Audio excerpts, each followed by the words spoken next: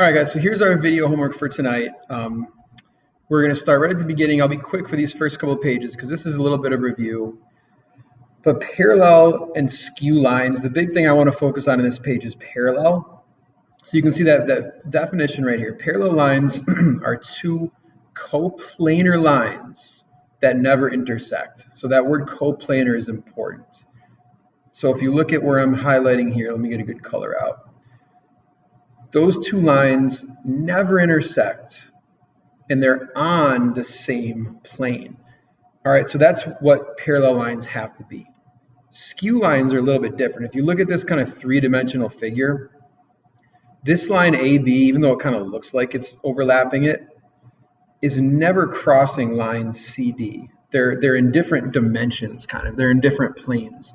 So even though they never intersect, they're not parallel. Okay, so that's just kind of a little detail thing, but parallel lines basically are two lines that we will see on the same plane that never intersect. Okay, we've done this definition before, but if you need to pause and write this down, go ahead. Perpendicular lines are two lines that meet at a right angle. So we're actually going to just stop for now after this definition. We're not going to write down the rest of the things on this page. You can kind of figure out what they are. If we want to talk about it in class with me, you can ask me.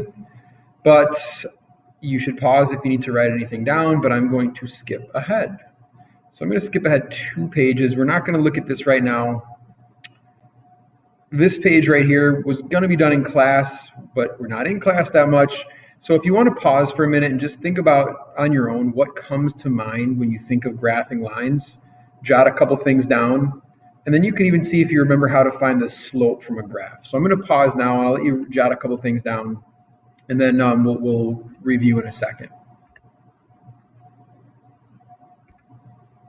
All right, so hopefully you paused and tried these out. But the things I'm guessing you came up with are, y equals mx plus b, slope, y-intercept, maybe rise over run, and you can add anything like this that you thought of. We can talk about it in class next time I see you. And finding the slope from a graph, we're going to talk about this in a second, but we're going to kind of do the same thing. We can think about this, I guess, first of all, since this is going downhill, we know this line has a negative slope. So that's a really important thing to remember, negative slope. All right, and what we're going to do is we're going to count the rise over the run.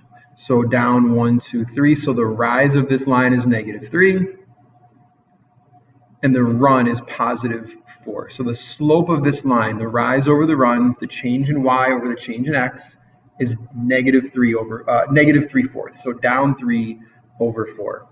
And just for a rule of thumb, this unit, it really is going to make things harder for us if we turn these into decimals. So I would highly recommend not turning these slopes into decimals. So there's your really quick review. Hopefully that rings a bell. We're going to skip over this next one because we're going to look at that right now. So the review of the slope formula. All right, if we go back to this y equals mx plus b, we know the b is the y-intercept and the m is the slope. So what this formula helps us find is the m, the slope of this line. So the formula is basically it's rise over run, change in y over change in x, though that symbol for change in math is a triangle. So change in y over change in x, but the formula is y2 minus y1 over x2 minus x1. So that's how we find the slope of the line.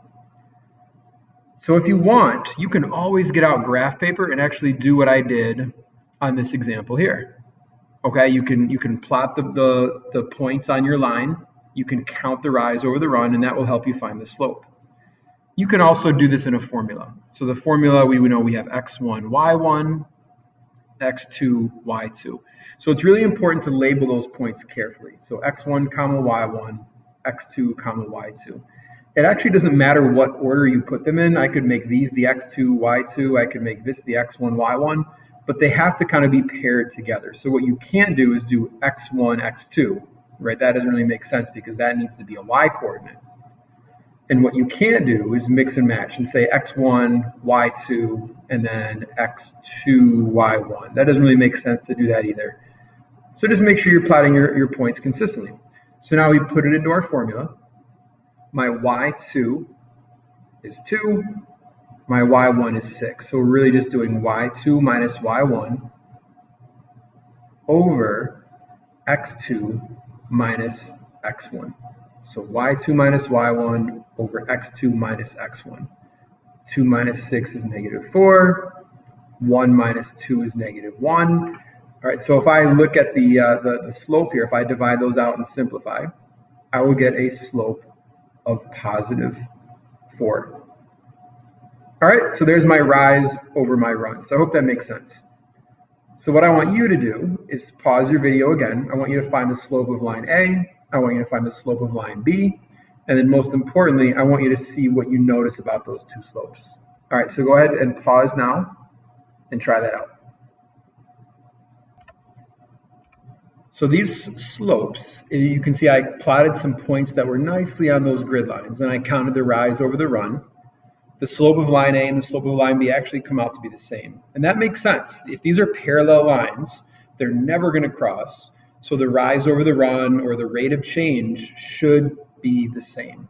So these slopes of these parallel lines are actually going to be equal. And that's something what we're going to notice about all parallel lines. All right, if you want to try out letter D, you can. We're actually going to spend a lot of time later in this unit on that. So you can skip that for now. I don't want to make this video too long. But what we now know is the slopes of parallel lines are equal. They're always exactly the same. So our job next class is going to be to identify these parallel slopes. So I might give you some different equations that look like this. And you can see right here, those slopes are equal.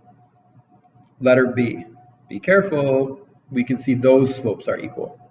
One is 3 over 6, which reduces down to 1/2. If I divide that out, so those slopes will be the same. Looking at letter D, I want you to put a big star here. In order to really see the slope, in order to see what's happening, it's not just the number that's attached to your x. So the slope of this line is not -10. The slope of that line is not 2. All right, we first must get the y by itself. All right, first must get the y by itself. So that's really, really, really important. Okay? So one other really important thing, the slope of this line right here, I want you to make a note of this as well. The slope of this line is not 3x. So that's a really common mistake people make. The slope of that line is just 3. So we don't attach the x to the slope. So be really aware of that. Okay, so we'll practice some of these next class. You do not have to do all those examples. But what I want you to do now is pause your video again, find some good points on these two lines, and I want you to find the slope of line A and line B for these perpendicular lines and see if you can find the pattern, see if you can identify what's happening on question C there. So go ahead and pause now. All right, so for our perpendicular lines, I hope you actually paused and tried this out and not just waited for me. So do this the right way, see what you came out with. The slope of line A, you can see my pink dashed lines down here, right here. I counted down 1 over 3, down 1 over 3, down 1 over 3, giving me a slope of -1/3. Line B, I counted up 3 over 1, up 3 over 1, up 3 over 1, and there's my slope there. So the interesting thing about perpendicular lines, if you notice the difference between these two, they are upside down or flipped and opposite signs. So there's a very important word for this that we're going to talk about in 1 second, but hopefully that's what you kind of noticed when you looked at those slopes. Don't worry about writing the equation. We're going to come back and spend a lot of time doing equation writing in a couple days. But what we know about perpendicular lines, so the slopes of perpendicular lines, and here's our key vocabulary word for today, are negative reciprocals. They are negative reciprocals. Okay? That means opposite sign and flipped upside down. So the numbers are flipped. So again, we're going to practice this next time. But looking at letter A, here's a really good example of a negative reciprocal slope, two lines that are perpendicular. So one line has a slope of 3, the other one has a slope of -1/3. So right there, that tells me the lines are perpendicular. They would form a perfect right angle. And like I mentioned about these other questions, letters C and D, we don't know yet whether they're perpendicular or parallel. So the slope of this one's not 4, the slope of that line's not 5. We first must get y by itself. So that's the second time I mentioned that. It's really important. Okay, so to sum it all up, this is what I want you to take out of the lesson for today. Parallel lines, there's our symbol for parallel. They have the same slope. There's our symbol for perpendicular, and the slopes are negative reciprocals. So please pause there if you need to write those down. We mentioned this already. This slope-intercept form of the equation of a line looks like that.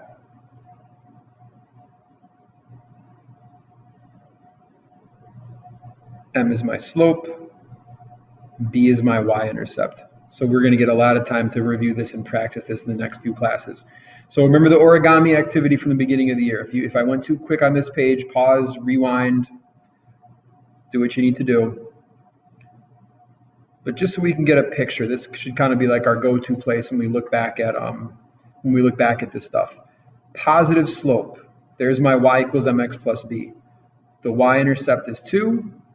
It has a slope of 3, so it's going to go up 3/1. So that's totally a rough sketch. I know there's no numbers, but positive slope looks like that. Negative slope, there's my y-intercept again. Negative slope is going to go downhill. So my negative slope might look like this. There we go. That's not great, but better. Let me make that a little bigger.